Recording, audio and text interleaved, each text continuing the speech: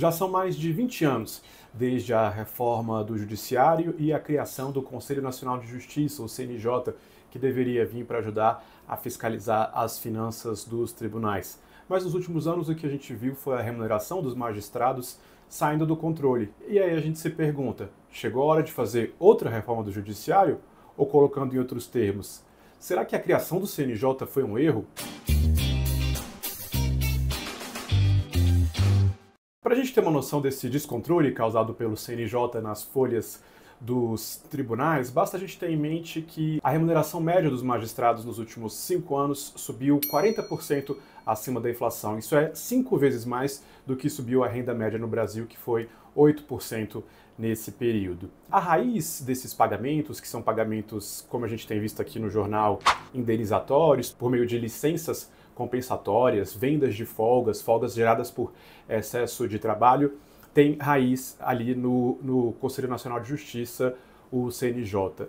É por isso que a gente diz que o CNJ parece ter virado uma incubadora de privilégios, uma fábrica de privilégios. Esses pagamentos do Poder Judiciário já superam cerca de 10 bilhões de reais em custo no conjunto dos tribunais. Isso é mais do que o programa Pé de Meia, que é a principal bandeira nova, a principal marca de política pública do terceiro governo Lula. O Pé de Meia teve toda uma polêmica sobre como ele ia ser custeado, dentro ou não dos limites do novo arcabouço fiscal, uma discussão que chegou a envolver o Tribunal de Contas da União. É emblemático que o Pé de Meia esteja custando menos do que esse sistema de venda de folgas, de licenças compensatórias criado pelo Conselho Nacional de Justiça. Esse papel do CNJ de, em vez de combater, acabar fortalecendo o descontrole nos tribunais, ele é bastante interessante, talvez imprevisto naquela reforma de 2004 que criou o CNJ ali como papel de fiscalizador.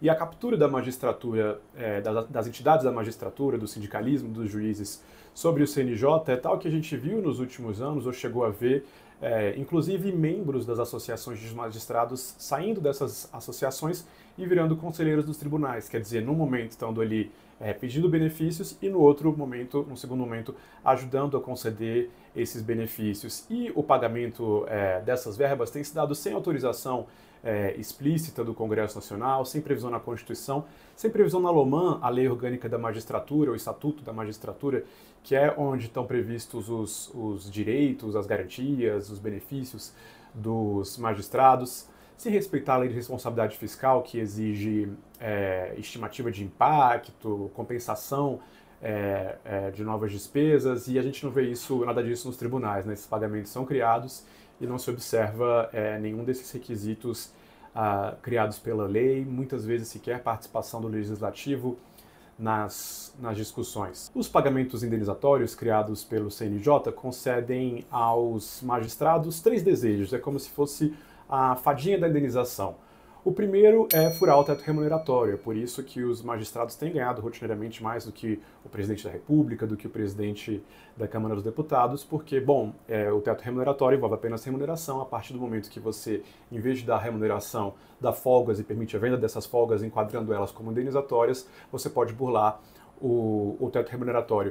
O segundo desejo concedido pela fada da indenização, ou a fada da licença compensatória, é você fugir do pagamento do imposto de renda, porque sem indenização e não renda não haveria o que tributar, e não à toa a gente vê aí pelos tribunais do Brasil desembargadores pagando 6, 5% de alíquota efetiva de imposto de renda. E o terceiro desejo garantido pela fadinha da indenização é fugir dos limites da Lei de Responsabilidade Fiscal, porque a LRF também tem uma proteção ali ao cidadão, que é impedir que os poderes, os órgãos autônomos usem todo o seu orçamento em remuneração. A ideia aí é que esses limites fariam com que pelo menos uma parte do orçamento fosse para investimento, para capital físico, para equipamentos, para obras.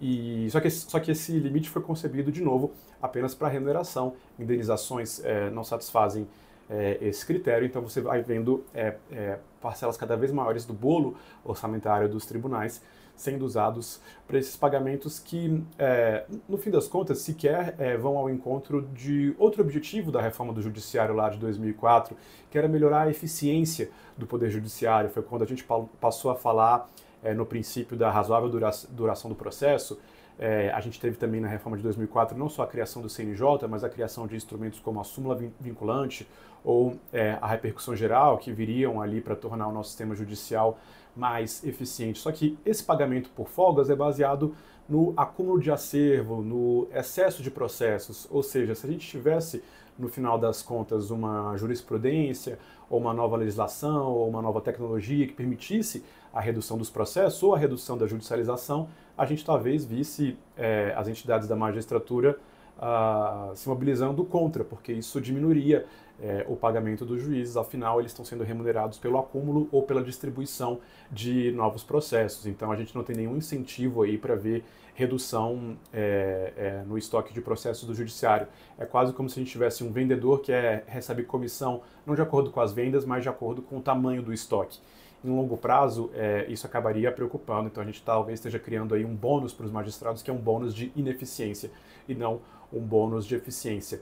Será que é o caso, então, da gente ir para um modelo novo, como o modelo do México, que foi muito discutido nos últimos anos? O México passou a ter recentemente eleições para o judiciário que causaram alguma polêmica, porque, alguém aqui pode defender que talvez um juiz que embolsa super salários teria que argumentar em favor deles perante os seus eleitores, ou a gente talvez tivesse um incentivo aí para manter bandidos perigosos no cárcere, já que um juiz, um promotor poderia ser responsabilizado pela soltura polêmica de criminosos. Mas o fato é que a crítica que existe lá no México, que também serviria aqui para o Brasil, é que a gente teria talvez uma perda da qualidade técnica com eleição direta para a magistratura, talvez uma captura ainda maior do crime organizado sobre os tribunais brasileiros. Então talvez o novo modelo não seja esse, digamos, de diretas já, em que a população vote ou votasse como nos Estados Unidos para juízes e procuradores. Mas o fato é que nos últimos anos a gente tem visto aí um descalabro, um descontrole, o jornal tem noticiado muito isso e nada no radar parece estar vindo para colocar fim a isso. E por isso, então, a provocação do nosso vídeo hoje será que chegou então o momento da gente falar de uma nova reforma do judiciário? Como que seria isso? Como é que a gente evita que instrumentos como o Conselho Nacional de Justiça, criado na reforma de 2004 para fiscalizar os tribunais, acabe se virando contra o contribuinte, contra o cidadão e provocando um desvio ainda maior no volume de recursos públicos. Eu sou Pedro Fernando Neri, colunista do Estadão. Você pode me ler no jornal na segunda-feira à noite ou na terça-feira no impresso. Até a próxima!